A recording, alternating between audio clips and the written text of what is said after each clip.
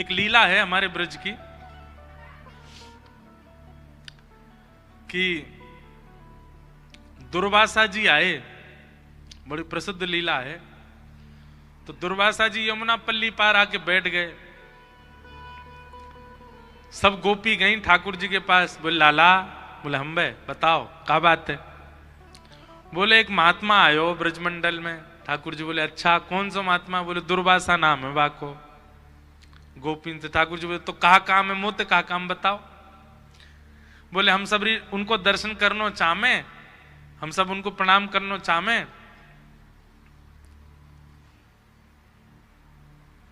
ठाकुर जी बोले भैया देखो ये दुर्वासा तो एक ही दुर्वा है, बाकी तो मैं तो पूरी दुर्वान को खानू, मुझे प्रणाम कर लो। सबसे बड़ा संत महात्मा तो मैं ही हूं। गोपी अरे तुम कौन सी संतन के चक्कर में पड़ी हो, मुझे प्रणाम कर लो चलो। अब गोपी बोली तुम्हें तो रोज ही कर ले, अब एक बार कृपा कर दो दुर्वासा जी के दर्शन करने। ठाकुर जी बोले कहां है दुर्वासा जी। बोले यमुना पल्ली पार। तो चली जाओ दर्शन कर आओ। बोले यमुना जी में बाढ़ आ रखी है, खूब जोर से जल भैरो, कैसे जाएं, डूब जाएंगी। ठाकुर जी बोले तो मैं कहा करूं, मेरी नाव तो छोटी सी है, वहां मैं ना बैठाऊंगा मैं तुम सबन ने।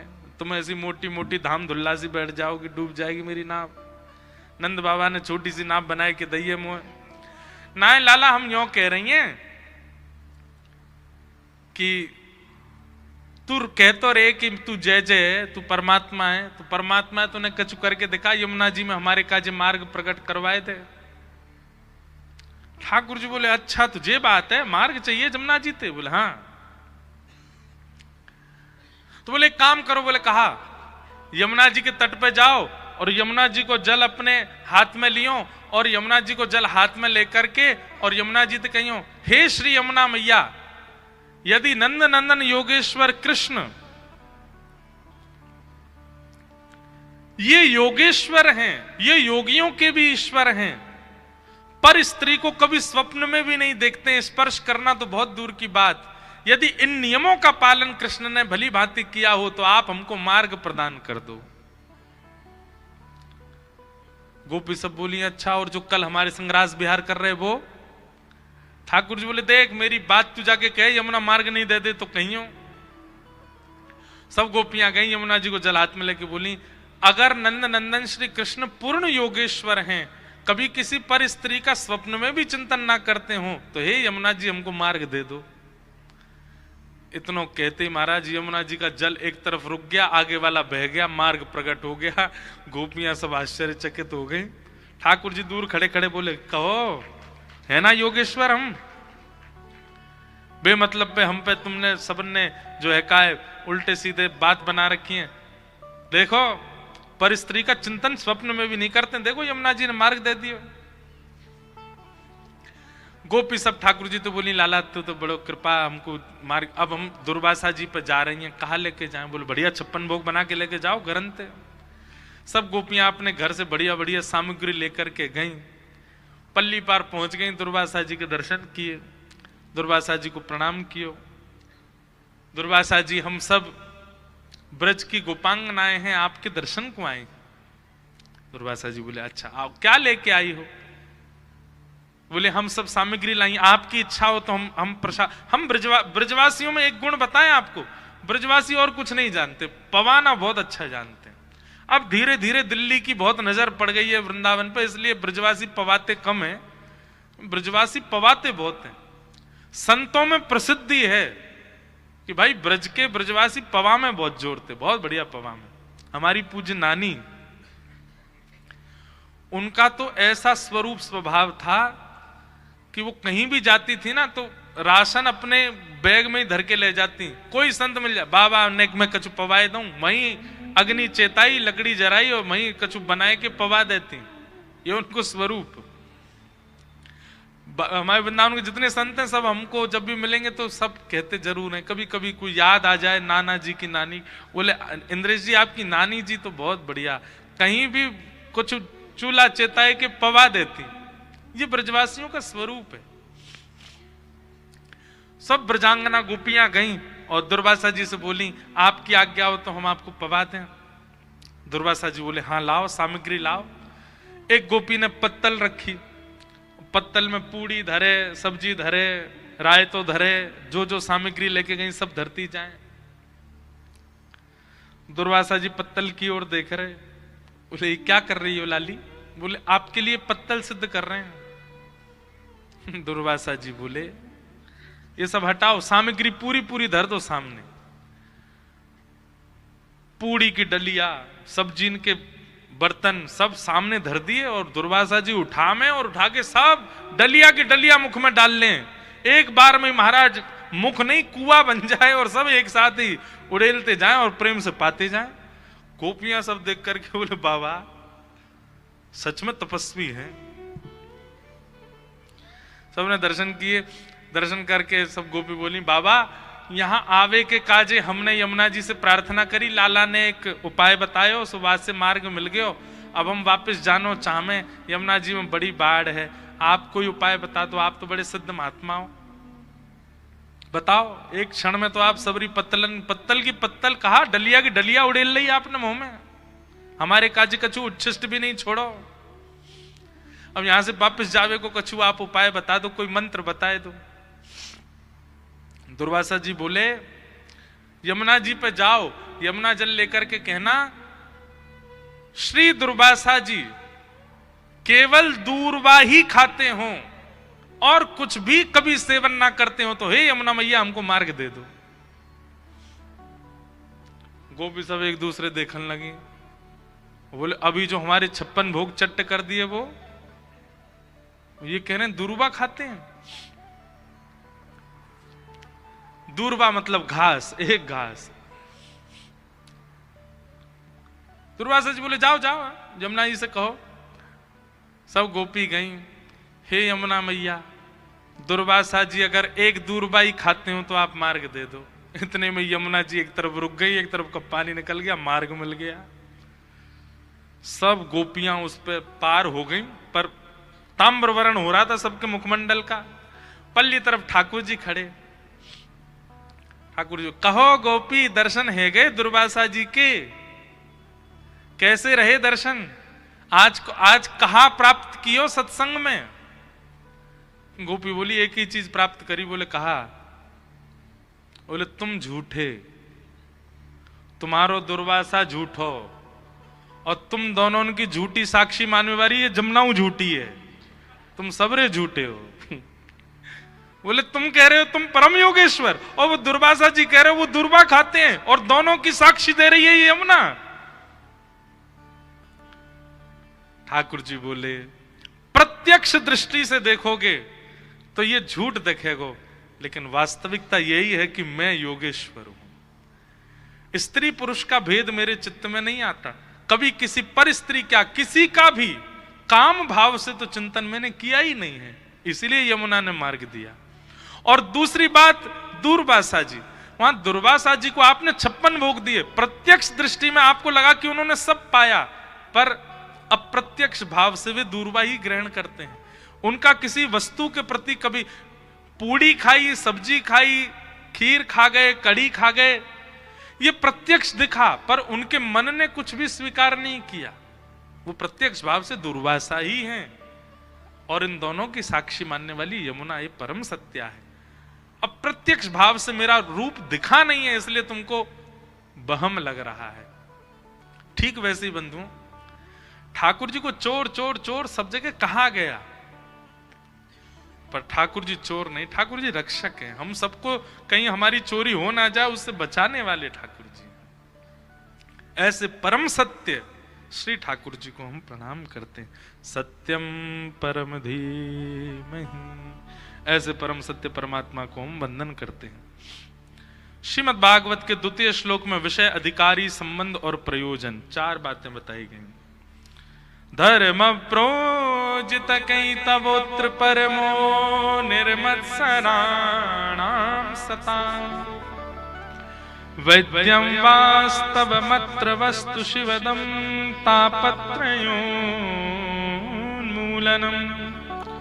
श्रीमद्भागवते महामुनिकृते किं वा परैरीश्वरः सद्यो हृद्यवरुध्यते त्रिकृतभिः शुश्रूषुभिस्तच्छणात्। ध्यान से सुनिएगा। सबसे पहली बात, भागवत जी का विषय क्या, मैं बहुत विस्तार से इस भाव को बताता हूं, यहां भी बताऊं।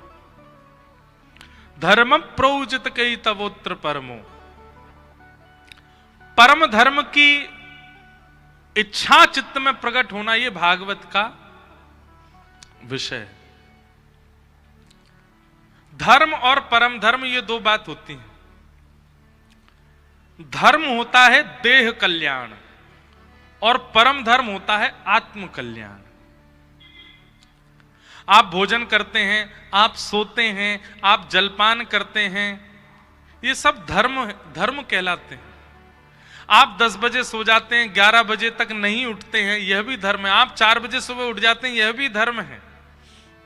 आप दर्शन के लिए द्वारिका जाते हैं, यह भी धर्म है। आप परिक्रमा प्रदक्षिणा करते हैं पैरों से, यह भी धर्म है। पर परम धर्म क्या है? परम धर्म जहां देह प्रधान नहीं है, आत्मा प्रधान है, उसको परम धर्म कहा जाता है। कथा सुन रहे हैं, ये क्या है? ये परम धर्म है। यहां देह प्रधान नहीं है। कथा में आपके देह को कुछ भी प्राप्त नहीं होगा, आत्मा को प्राप्त होगा। सत्संग में देह को नहीं मिलता है, आत्मा को प्राप्त होता है। हमारे वृंदावन के पूज्य श्री प्रेमानंद जी महाराज, उनका प्रवचन लाखों लोग सुनते हैं, करोड़ों लोग सुनते हैं। और 2 बजे महाराज रात में इतनी कड़ाके की सर्दी में भी लोग खड़े रहते हैं उनके दर्शन को। क्यों? देह को नहीं पोषण किया उन्होंने, चित्त को पोषण किया, आत्मा को पोषण। और जब आत्मा पोषित होती है ना, तो व्यक्ति देह के अभिमान से परे हो जाता है। आत्मा जब पुष्ट हो जाती है तो देह का फिर अभिमान नहीं रहता व्यक्ति को। मुझे नींद आ रही है, मुझे सोना है, मुझे 6 घंटे से पहले मत उठाना, यह भी एक देह अभिमान है। परंतु परम वैष्णव बीतराग भक्त होता है ना, वो केवल उतना ही सोता है जितने में उसका काम हो जाए। कई बार तो भक्त जन ऐसे भी हैं, वो ज्यादा से ज्यादा, हमारे ब्रज में तो कई ऐसे भक्तों के मैंने दर्शन किए, 2 घंटा सोते हैं बस। साइंस घूम जाती है, डॉक्टरों का सिर घूम जाता, बोले ये हो ही नहीं सकता, 2 घंटा कोई कैसे सो करके जीवित रह सकता है? पर रहते हैं। जब आत्मा पोषित होती है तो देह दास बन जाता है।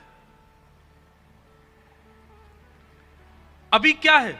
अभी हमारा देह स्वामी है और आत्मा उसकी दास है। भागवत जी क्या करती हैं? भागवत जी आत्मा को स्वामी बना के देह को दास बनाती है, फिर आत्मा अपने कल्याण के मार्ग पर चलने लग जाती है। देह की प्राधान्यता नहीं होती। ये सब बातें बहुत बहुत ध्यान से सुननी है आपको। अभी देह प्रधान है हमारा, पर जिस दिन आत्मा प्रधान हो जाएगी, आप देह को गौड़ मानने लग जाओगे, देह की इतनी चिंता आपको नहीं होगी।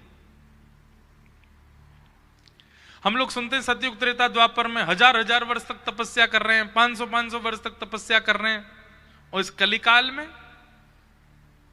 में किसी व्यक्ति के 5 साल की साधना देख करके हमारी आंखें खुली रह जाती हैं, अरे बाप रे, इन्होंने कैसे कर लिया?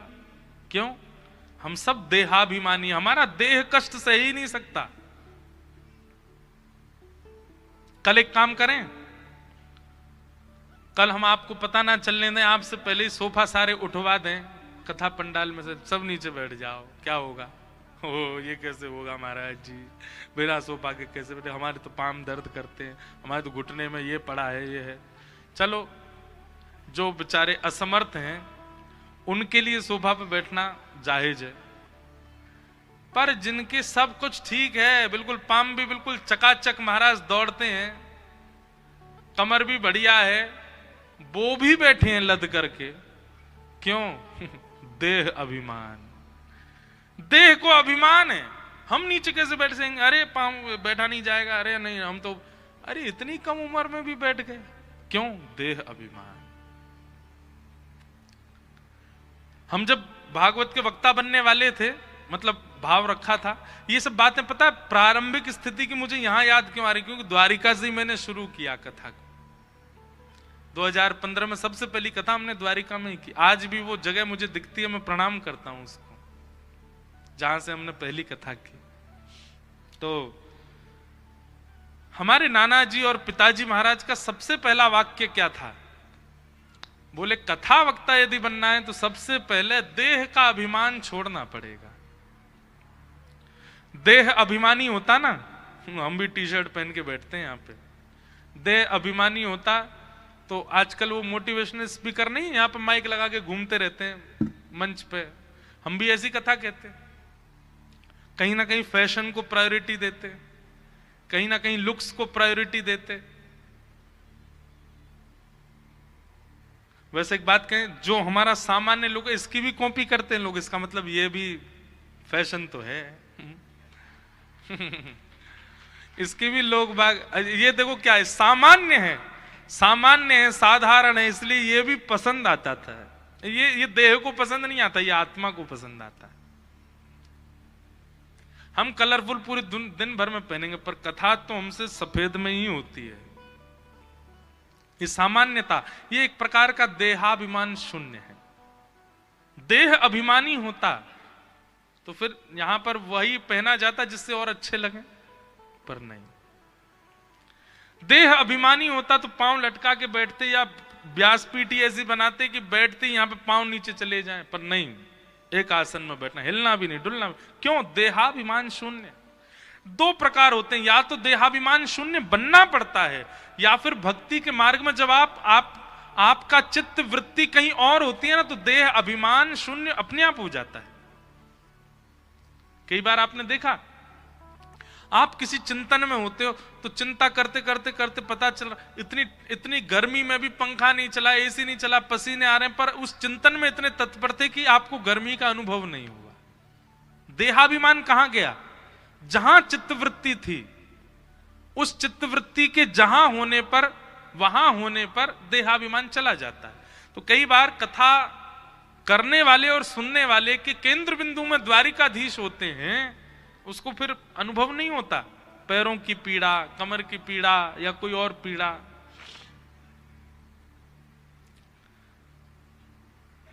तो भागवत जी का विषय क्या है? देह अभिमान को शून्य करना। अगर कथा सुनने वाले का देहाभिमान शून्य नहीं हो रहा है, और शून्य तो बहुत दूर की बात, 10%, 15% भी नहीं घट रहा है, वो कथा का श्रोता नहीं।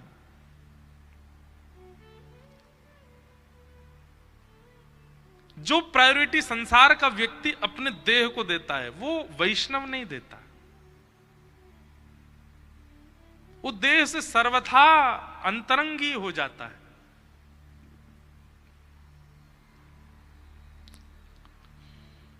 यहां कई वैष्णव ऐसे हैं जो नाथद्वारा उत्सव में भी थे, उसके पूर्व के कथाओं में भी थे, तो यहां भी आए। क्यों आए? और वो बेचारे कहां रह रहे हैं, क्या पा रहे हैं, मुझे तो वह भी नहीं पता, पर आ रहे हैं सब जगह। क्यों? देहाभिमान शून्य। और उनको चिंता भी नहीं होती, वहां जाके देख लेंगे, कुछ व्यवस्था तो हो ही जाएगी, पा लेंगे। इतना देहाभिमान तो हम में भी है कि हम कहीं कथा करने जाते हैं तो पहले ही पूछते हैं व्यवस्था कैसी, कहां रुकेंगे, कहां सोएंगे, कहां। पर श्रोता तो वक्ता से भी ज्यादा देहाभिमान शून्य होते हैं। और यही कथा के श्रोता का एक लक्षण है कि वो देहाभिमान से शून्य हो रहा है। और जैसे आप देहाभिमान शून्य होने लग जाते हैं, आप आत्म कल्याण के मार्ग पर अग्रसित होने लग जाते हो। फिर आपकी आत्मा का कल्याण प्रारंभ हो जाता है, क्योंकि आपको देह का अभिमान नहीं है। हमारी बात समझ रहे हैं ना? जब तक देह प्रायोरिटी है, इसका मतलब यह नहीं है कि मोटा हो रहा है तो होने दो, काय को वॉक करना। महाराज जी कह रहे थे देहाभिमान शून्य हो जा, पड़े रहो, सोते रहो।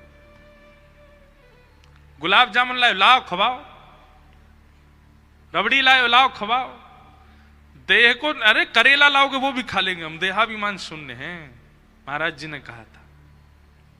हमारे एक हैं प्रिय मित्र हैं, पंडित जी हैं, उनको चाय पिवा दो, चाय के ऊपर छाछ पिवा दो, पी लेते हैं। मैंने कि यार चाय पे छाछ कौन पीता है? देहाभिमान शून्य है, हमारा देह सब स्वीकार। मैंने कहा ये देहाभिमान शून्य नहीं है, ये भोगाभिमान है, ये भोगाभिमान है। कुछ भी खिला दो सब खा रहे हैं, कुछ भी दे दो सब ले रहे हैं। ये भोगाभिमान है, ये देहाभिमान शून्य नहीं है।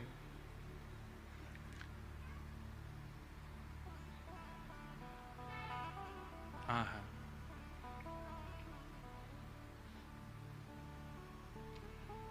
देहाभिमानी कैसा होता है? देहाभिमान शून्य व्यक्ति कैसा होता है?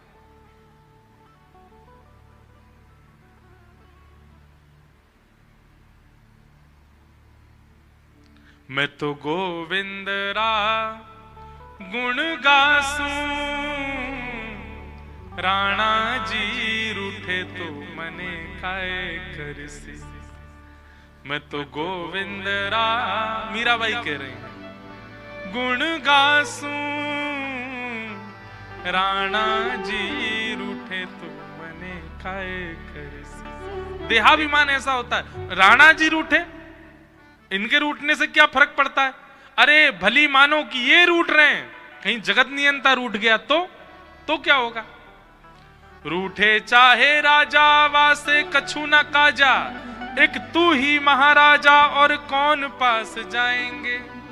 रूठे चाहे भाई वासे कछु ना भलाई, एक तू ही है सहाई और कौन को सराहेंगे। रूठे चाहे शत्रु और मित्र आठों याम, एक तेरे चरणन के नेह को निभाएंगे। जग सारा झूठा एक तू ही है अनूठा, रूठ जाए चाहे सारा जग पर तू ना रूठा चाहिए। हमारे फूफा जी रूठ के चले गए हैं, महाराज जी क्या करें? कथा में बुलाया था उनको, कल रात में रबड़ी खत्म हो गई, उनको मिली नहीं, रूठ के चले गए महाराज जी। अरे फूफा जी के रूठने से क्या होगा? जीजा जी के रूठने से क्या होगा? बच्चों के रूठने से क्या होगा? कुछ नहीं, ये तो संसार है, ये आपसे सदैव प्रसन्न नहीं रह सकता। अपनी तो एक जिम्मेवारी रहनी चाहिए कि द्वारिकेश हमसे कभी ना रूठे, बस वो कभी ना नाराज हो। और सुनो, वो रबड़ी से नहीं रूठते, वो लड्डू से नहीं रूठते, वो ध्वजा जी नहीं चढ़ाओगे तो रूठ जाएंगे, ऐसा नहीं है।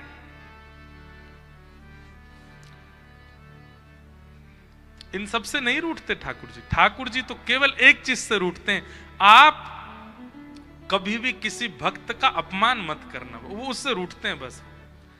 आप चाहे कितने भी पाप कर लो, कितने भी गलत कार्य कर लो, ठाकुर जी रूठते नहीं। बस हाँ ये कि पाप की मात्रा ज्यादा होती है, ठाकुर जी के कोई नहीं बेटा, अपने आप कर तो रहे, भोग लेगा अपने आप ही, हमें क्या। लेकिन अच्छा बच्चा संभलने की कोशिश कर, ठाकुर जी की भावना ऐसी रहती। ठाकुर जी रूठते नहीं, लेकिन जब हम किसी भक्त का अपमान कर देते हैं तब ठाकुर जी रूठ जाते। बोले तू पाप करे मैं कुछ नहीं कहता, तू गलत काम करे, गलत खाए पिए मैं कुछ नहीं कहता, मेरे को भजने वाले का अपमान क्यों कर रहा है? सबसे बड़ा ठाकुर जी के रूठने का कारण है कि कोई भक्त नाराज हो जाए आपसे। इसलिए कभी कोई भजन करता आपसे रूठे ना, ये प्रयास करते चलो।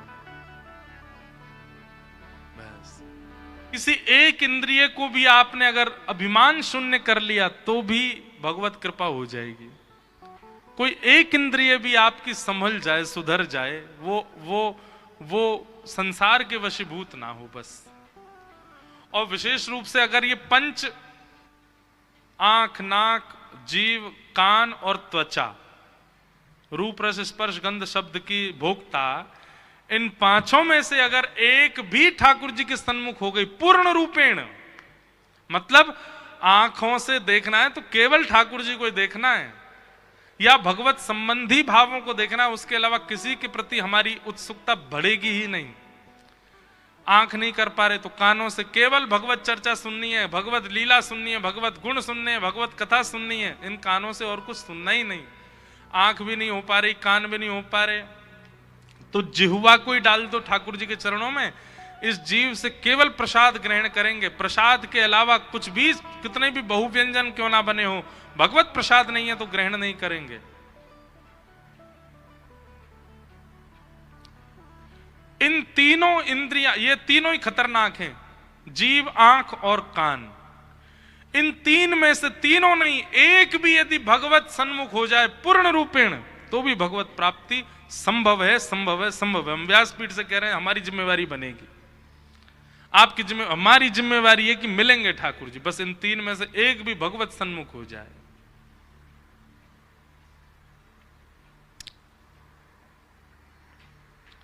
देहाभिमान शून्य। भागवत जी के द्वितीय श्लोक के प्रथम भाव में विषय बताया गया। भागवत जी देहाभिमान शून्य बनाती। इससे बड़ा देहाभिमान शून्यता क्या होगी? जब से आप कथा में बैठे हैं तब से कम स्थिरता तो है। इतने स्थिर आप सामान्य दिनों में नहीं रहते जितने स्थिर अभी बैठे हो। किस वजह से? कथा। एक दिन में जब इतना कमाल कथा कर सकती है तो पूरा जीवन ही अगर कथा को दे दिया जाए तो फिर क्या हो? और कथा केवल सुनने तक मत रहिए। बहुत सुन लिया, एक आध साल लगातार कथा सुन ली, अब क्या करना है? अब उतारना है, अब उसका निरुध्यासन करना है। बिना निरुध्यासन के नहीं काम बनेगा, उसको उतारना है जीवन में। निर्मत्सराणाम सताम। कथा को आप जीवन में उतारोगे तो क्या होगा? मात्सर्य दोष नष्ट हो जाएगा। मात्सर्य दोष का मतलब क्या है? कथा जिस दिन से जीवन में आना प्रारंभ कर देगी, आपको किसी में दुर्गुण दिखेंगे ही नहीं, सब में अवगुण दिखने लग जाए, सब में सद्गुण दिखने लग जाएंगे। आपसे किसी ने लाख बुराई करी, ये व्यक्ति ऐसा है, और इसने अंदर देखो, मुझसे क्या पूछो, उससे पूछ लो, वो भी ऐसे ही बताएगा। आपने 100 लोगों से पूछा, 100 लोगों ने उसकी बुराई करी, अरे नहीं तो ऐसा ही है, ऐसा ही है, ऐसा ही। पर वो व्यक्ति जैसे ही आपके सामने आया, आपके सामने आते ही आपको उसमें अवगुण नहीं दिखा, आपको उसमें गुण ही गुण दिखे। ये भी भगवत कृपा है। ये मात्सर्य दोष से रहित होने का मतलब होता है।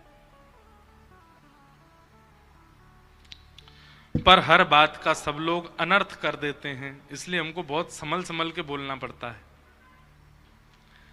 कई बार बेटे में लाख अवगुण हैं और माँ को सब लोग कह रहे हैं कि ये तुम्हारा ऐसा करता है, ये तुम्हारा ऐसा करता है, इसको समझा लो, इसको संभाल लो। पर माँ को जब भी वो दिखता है वो गुण ही दिखते हैं। नहीं नहीं नहीं नहीं, आपको गलत फहमी है, वो तो ऐसा नहीं है, ऐसा है। वहां फिर वो दोष बन जाता है। स्वार्थ भाव से आप किसी के अवगुण जानते हुए भी नजरअंदाज कर रहे हो, वो दोष है, वो सरासर गलत है, वो दोष है। पर स्वाभाविक भाव से आपको केवल गुण ही गुण दिख रहे हैं, स्वभाव ही ऐसा बन गया है कि अब सब में गुण ही दिखते हैं। ये सत्संग की कृपा है। आप द्वारिका जा रहे थे, आपसे द्वारिका के बारे में कह दिया गया कि वहां के लोग ऐसे हैं, वहां के पंडित जी ऐसे, पुजारी जी ऐसे हैं, वहां के लोग बाग लोकल वाले ऐसे हैं, मंदिर में ऐसा। वृंदावन की कह दिया गया, वहां तो महाराज ऐसे होता है, रिक्शा वाले ऐसा कर देते हैं। ये अब इतना सब कुछ आप फॉल्स न्यूज सुनकर के गए, तो अधिकतर ऐसा स्वाभाविक होता है, मानवीय स्वभाव होता है कि जहां की आप बहुत निंदा सुन के जाते हो, वहां जाने पर फिर आपको वही वही दिखने लगता है। आपको फिर बिहारी जी नहीं दिखते, फिर राधारमण जी नहीं दिखते, फिर आपको वही दिखता है जो लोगों ने पढ़ा के सिखा के भेजा। और बल्कि कई बार तो कई लोगों को उससे भी ज्यादा दिखने लग जाता है। अरे तुमने तो ब्रजवासियों की इतनी बताई, मैं तो और देख के आया, ऐसा और दिखा मुझे। वो 2-4 अवगुण और एक्स्ट्रा देख के आते हैं। पर जब सत्संग की कृपा आपके ऊपर होती है ना, तो फिर आपसे लाख बुराइयां की गई हों, पर आप जाकर के तब भी गुण ही देख करके आओगे। गुण दर्शन ही होता है। आपने भले ही ऐसा बताया था उसके बारे में, पर मुझे ऐसा नहीं लगा, मुझे तो अच्छा ही लग रहा था। ये सत्संग की कृपा है। ठाकुर जी ऐसे ही हैं। कितनों कोई अवगुण युक्त ठाकुर जी के आगे चलो जाए, फिर भी ठाकुर जी उसको दर्शन देते हैं, उसके सामने खड़े रहते हैं। अवगुण देख करके कपाट बंद कर लेते हो, मंदिर में उसको घुसने ना देते हो, नहीं, सबके लिए द्वार खुले ठाकुर जी। क्यों? क्योंकि ठाकुर जी का स्वभाव ऐसा है, निर्मत्सराणाम सताम। कहीं ना कहीं आप अवगुण दृष्टि आपके चित्त में है, ये राक्षसत्व है। और गुण दृष्टि यदि है, केवल गुण ही देखते हैं, तो ये सत्संग दृष्टि है, सब में गुण देखो। वैद्यं वास्तवमत्र वस्तु शिवदं तापत्रयोन्मूलनम् श्रीमद्भागवते महामुनिकृते किं वा परैरीश्वरः सद्यो हृद्यवरुध्यते त्रिकृतभिः शुश्रूषुभिस्तत्क्षणात्। भागवत जी का एक ही नियम है क्या? कथा सुनने के बाद ठाकुर जी के प्रति कोई अपनत्व संबंध दिखने लग जाए। ठाकुर जी ना रहे, कुछ अपने से लगने लग जाए, उनके प्रति कोई संबंध का भाव प्रकट हो जाए। तापत्रयोन्मूलनम, कथा सुनने के बाद में आदिदैविक आदिभौतिक आध्यात्मिक तापों का अनुभव ना होता हो। ताप तो जीवन में आते हैं, लेकिन फिर भी आप प्रसन्न रहते हो, यह सत्संग की कृपा है। इस प्रकार से विषय, अधिकारी, संबंध और प्रयोजन, ये चार बातें बताई गई भागवत जी का द्वितीय मंगलाचरण। अब तृतीय मंगलाचरण ये कह करके फिर हम विराम देंगे।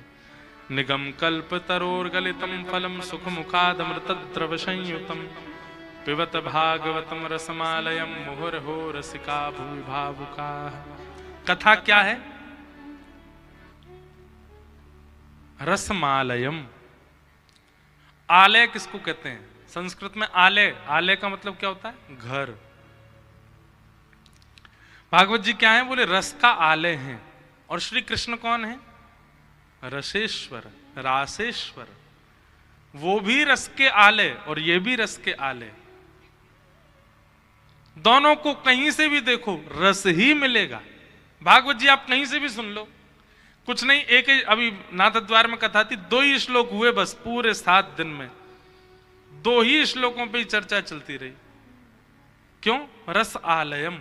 इतना रस है कि एक श्लोक पर पूरा जीवन व्यतीत किया जा सकता है, ऐसी खान है भागवत जी की। अब एक ही श्लोक की चर्चा में हम सूरदास जी की भी बात कर लेंगे, तुलसीदास जी की भी बात हो जाएगी, मीराबाई की भी बात हो जाएगी, रामदास बोडाना की बात हो जाएगी, ज्ञानेश्वर माउली की बात हो जाएगी, नरसिंह मेहता की बात हो जाएगी। सब चरित्र एक साथ प्रकट होते चले जाएंगे एक ही श्लोक में, और उसी में 7 दिन की कथा हो जाएगी। क्यों? रसमालयम, रस आलय है भागवत। एक एक बूंद में रस भरा हुआ है। ऐसी भागवत की कथा को क्या करो? बोले सुनो, नहीं, रस को सुना नहीं जाता, रस को पिया जाता है। अब आप लोगों को तो नहीं मिला होगा, पर हमारे द्वारिकाधीश मंदिर में राजभोग जब लगता है ना ठाकुर जी को, दोपहर के भोग को राजभोग कहते हैं। राजभोग में एक ठाकुर जी को मीठा जल पिलाया जाता है। एक मीठे जल की झारी होती है, इतना स्वादिष्ट होता है। मैंने ऐसा मीठा जल ही, उसमें कुछ नहीं होता, शक्कर होगी, थोड़ी इलायची सी होती है, केसर होगी, बस 2-4 सामग्री होती हैं। वो आप घर पे बना लो, नहीं बनेगी आपसे। हमने प्रयास किया वैसी बन जाए, नहीं, वो द्वारिकाधीश जी के सन्मुख से मिलती है, उसी में ही वो स्वाद होता है। और इस बार हम पे कृपा नाथ द्वारा में भी हुई। वैसे सब भाव मंच से बताने के नहीं होते, नहीं तो फिर लोग बाग वहां जाके फिर वो भी प्रयास करते हमको भी मिले। वहां पे हमको ठाकुर जी का एक मीठे जल की झारी का प्रसाद मिला श्रीनाथ जी में। आप सत्य मानेंगे, मुख में डालते ही नेत्र अपने आप बंद हो गए। तन की स्थिति बता, अभी भी मेरे मुंह में पानी आ गया, इतना सुंदर जल था वो। और तन था कहीं, मतलब कलयुग में था, पर एक क्षण के लिए वो जल मुख में जाते ऐसा लगा द्वारिका पहुंच गए क्या, द्वापर में पहुंच गए हो क्या। नंद नंदन यहीं क्रीड़ा कर रहे हैं, यशोदा मैया बुला रही हैं, लाला कहीं डोल लो है, डोल के दौड़ के जा रहे हो। एक क्षण में सारी लीला का अनुभव जैसा होने लगा, केवल उस रस से। ऐसे ही भागवत जी का रस है। आप लोगों को सामान्य कथा लगती है, अभी मुझे 6:20 हो गए, पता ही नहीं चली मुझे। मैंने अभी जब थोड़ी देर पहले जब घड़ी देखी 6 बजे थे, मैंने कहा यार बड़ी जल्दी समय हो गया। नहीं तो 3 घंटा 3.25 घंटा कथा कहते, फिर विराम कर देते हैं। अब यहाँ इच्छा ही नहीं हो रही कथा विराम करनी हो रही, अभी तो शुरू करी, अभी इतनी जल्दी कैसे विराम कर दें? क्यों? रसमालय। जब रस का अनुभव होता है तो अधिक समय भी एक क्षण में, गोपियां कहती हैं गोपी गीत में, आहा, इससे बढ़िया कोई पंक्ति नहीं मिलेगी कथा के विश्राम के लिए।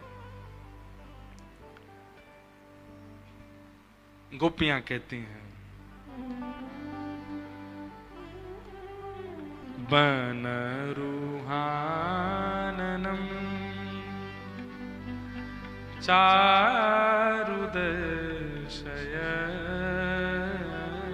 हे नाथ, जब आप वन में विहार करते हैं, उस वन विहार करते समय जब आपका वह मधुर रूप का जब हमको दर्शन होता है ना नाथ, उस रूप का हम कैसे वर्णन करें?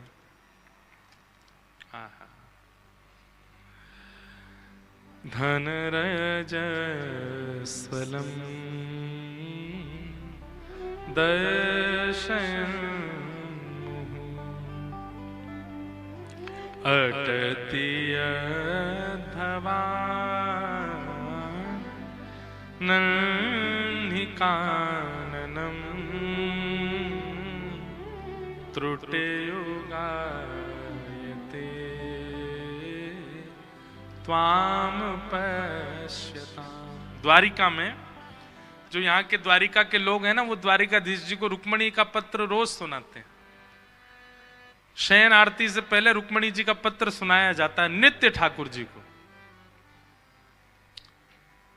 कल मैंने सुन लिया, अब मैं कहूं मैंने कि यहाँ लाल जी को रुक्मणी जी का पत्र सुनाया जा रहा है, और रुक्मणी जी कहीं गई थोड़ी है, यहीं द्वारिका में ठाकुर जी के संग ही बैठी हैं।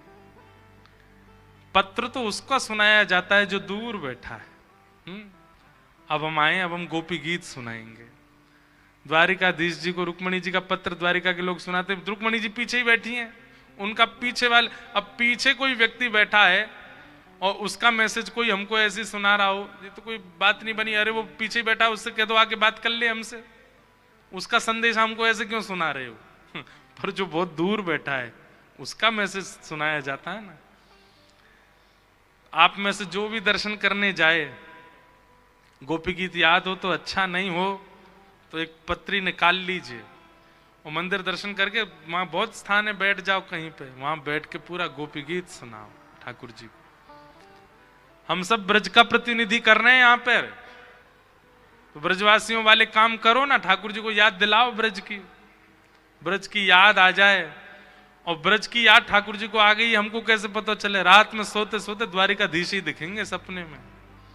द्वारिकाधीश आकर के धन्यवाद कहेंगे, वाह भैया तेने आके बहुत बढ़िया क्यों, मैं ब्रज की याद दिलाए दे। गोपियां क्या कह रही हैं ठाकुर जी से? हे नाथ, जब आप अटति यद भवान नन्ही काननम, जब आप वन में विहार करते हो ना, उस समय आपकी छवि जब हमारे सामने होती है, और उस छवि का दर्शन करते करते करते अगर हमारी एक क्षण के लिए पलक झपक जाती है ना, तो पता है ठाकुर जी वो एक क्षण के लिए झपकी हुई पलक हमको कितनी वेदना देती है। बोले कितनी वेदना देती है? बोले जैसा ऐसे लगता है मानो त्रुटिर्युगायते त्वाम पश्यताम, 3 युग बीत गए हों आपको देखे बिना, आपको देखे बगैर 3 युग बीत गए हों, ऐसा लगने लगता है। दर्श बिन दुखन लागे नैन, दर्श बिन दुखन लागे नैन। जब आप सामने होते हो तब पलक अगर झपक जाती है तो दर्द होने लगता है नेत्रों में कि क्यों ये पलक बनाई। जड़ उदीक्षताम, ए विधाता तू जड़ है क्या, तेने पलक क्यों बनाई? क्या तुझे पता नहीं था श्याम सुंदर हमारे सामने आएंगे?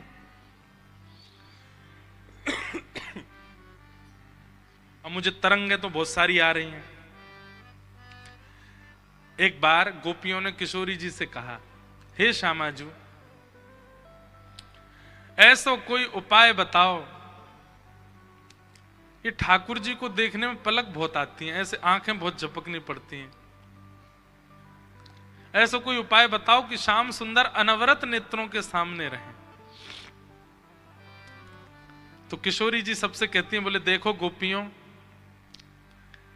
या बार तो ये संभव नहीं है, ये पलकें तो झपकेंगी, पर हम इतना तप करेंगी, इतना जप करेंगी, इतनी साधना करेंगी, इतनी तपस्या करेंगी कि वह तपस्या के बलते अगले मनवंतर में मैं विधाता बनाऊंगी। किशोरी जी क्या कह रही हैं? अगली बार जब सृष्टि दोबारा बनेगी तो ब्रह्मा का चयन मैं करूंगी।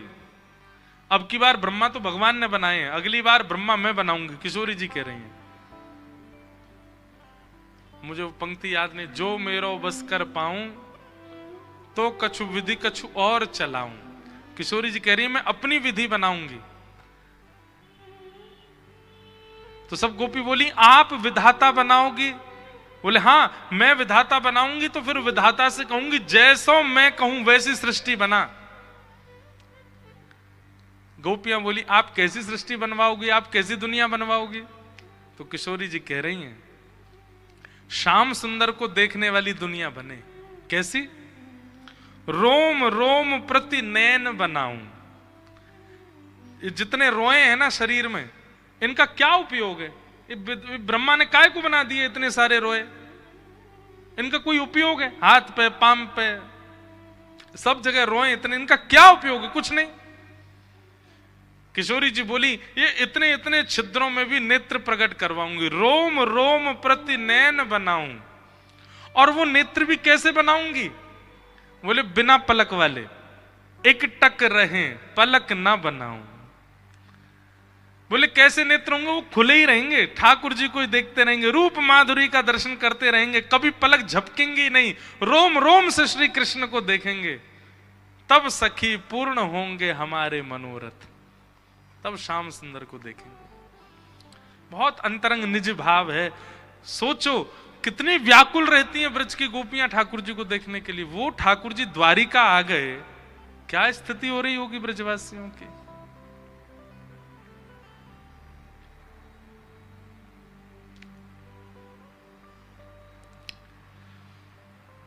त्रुटे युगायते त्वाम पश्यताम। एक प्रयास तो किया कीजिए। जब ठाकुर जी के दर्शन करने जाओ, भले आप लाइन में खड़े हो, सन्मुख खड़े हो, हमको तो पुजारी जी आगे खड़ा कर देते हैं। एक मेरे को टोकने लगे, बोले अच्छा खुद वीवीआईपी बन के आ जाते हो, कथाओं में मना करते हो। मैंने सुन भैया जी हमारे ब्रज को ठाकुर है, या के ब्रज के लाला हम हैं, हम प्रयास करके नहीं जा रहे वीवीआईपी होने, पुजारी खुद ही पकड़ के ले जा रहे हैं, तो मना क्यों करनी?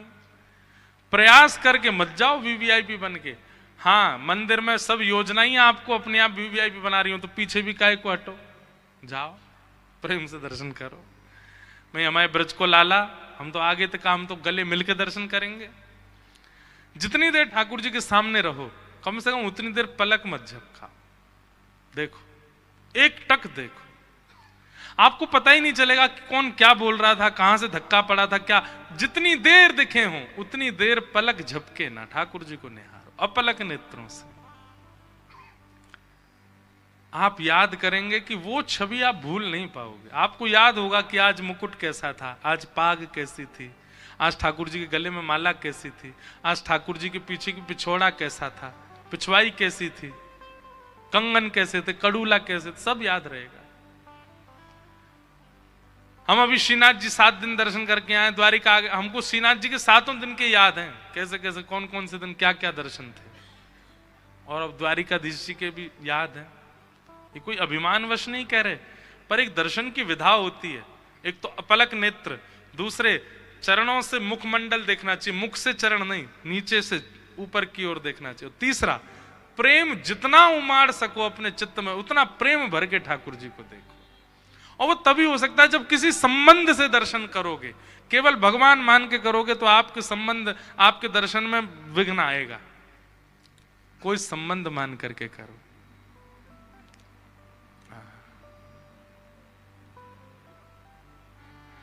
इस भाव से दर्शन करो ठाकुर जी के। त्रुटि युगायते त्वाम पश्यताम। गोपियां इस भाव को कह रही हैं। आप सबको जय श्री कृष्ण, जय सिया राम, जय श्रीमन नारायण। कल पुनः मिलेंगे 3 बजे, तब तक के लिए सबको प्रणाम। भागवत जी की आरती के साथ कथा का विश्राम।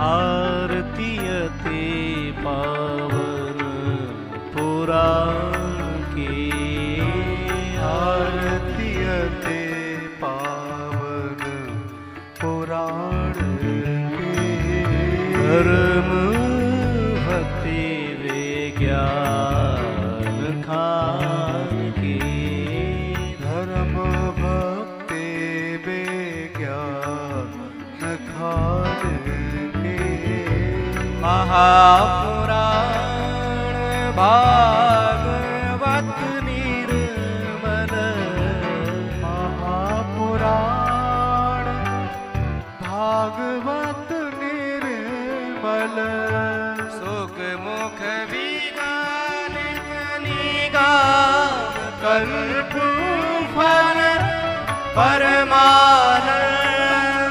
सुधारस में